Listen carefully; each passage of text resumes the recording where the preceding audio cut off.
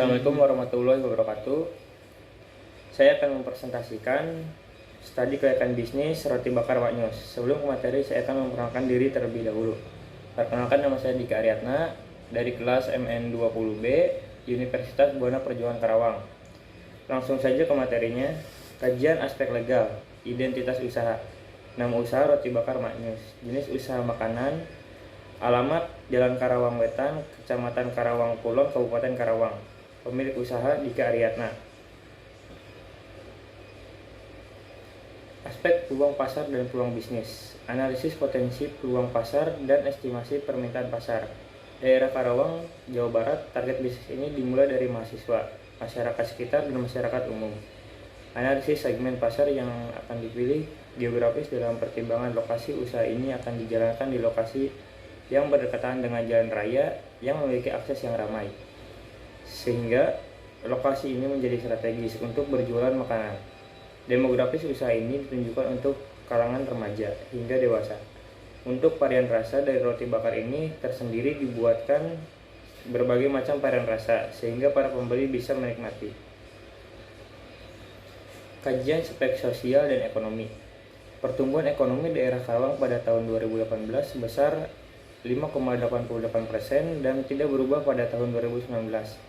Pada tahun 2020 meningkat tajam dari 5,88% menjadi 6,22%. Namun pada tahun 2021 pertumbuhan ekonomi daerah Karawang mengalami penurunan sedikit ke angka 6,17% dan meningkat kembali pada tahun 2022 menjadi 6,23%. Berdasarkan pertumbuhan ekonomi daerah Karawang menunjukkan tingkat pertumbuhan ekonomi secara umum mengalami peningkatan dari tahun ke tahun, walaupun pada tahun 2021 mengalami penurunan.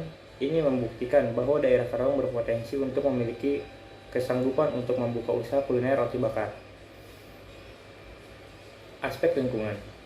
Dukungan lingkungan fisik, beberapa aspek yang harus dipahami antara lain tata guna lahan, kondisi bentang alam kawasan, lokasi geografis, sumber daya air, status nilai tanah, izin lokasi, kerawanan kawasan terhadap bencana alam.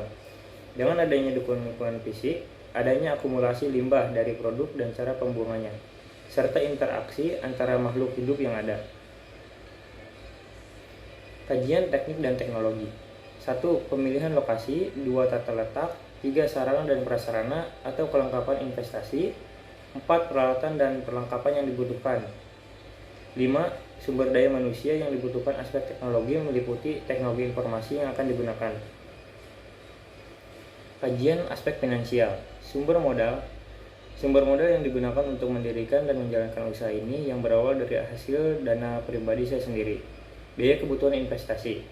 1. Biaya prainvestasi 30 juta. 2. Biaya aktiva tetap. Aktiva tetap berwujud tempat usaha 5 juta rupiah, 2 kendaraan 10 juta rupiah, peralatan 6 juta rupiah, perlengkapan 5 juta rupiah. Total biaya 26 juta rupiah. Aktiva tetap tidak berwujud. Merek dagang 1 juta rupiah. Total investasi 57 juta rupiah.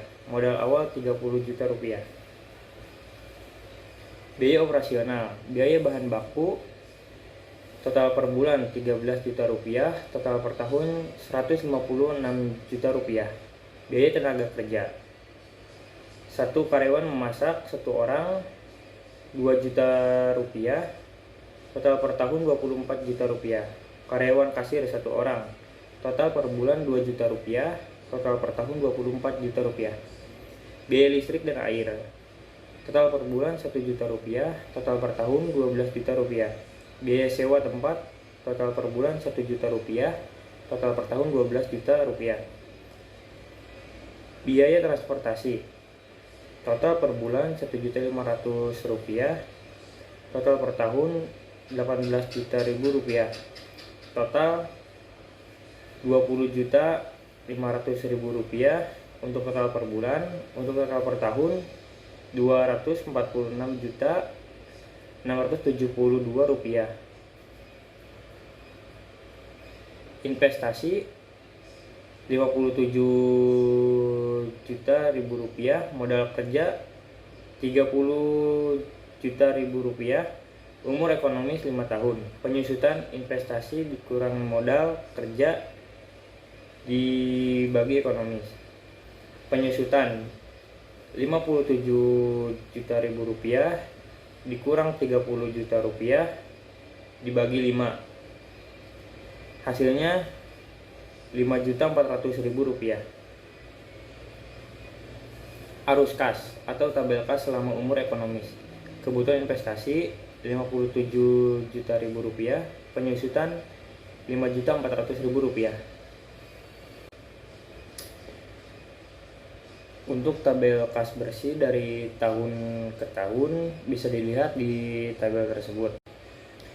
Kesimpulan usaha roti bakar Pak Jus merupakan usaha yang terbilang bisa dikembangkan karena usaha ini memiliki modal yang tidak terlalu besar dalam bidang UMKM tersendiri.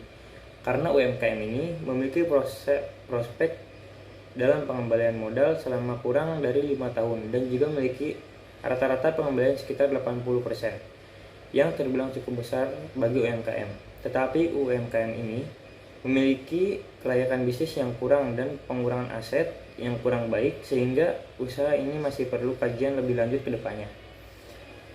Usaha ini pun memiliki presentasi keuntungan yang cukup baik, yaitu sekitar 2,7 kali, sehingga usaha ini masih layak untuk dipertimbangkan, terlebih dengan penghematan dan juga cermat dalam memilih supplier dan menjalankan promosi dengan baik.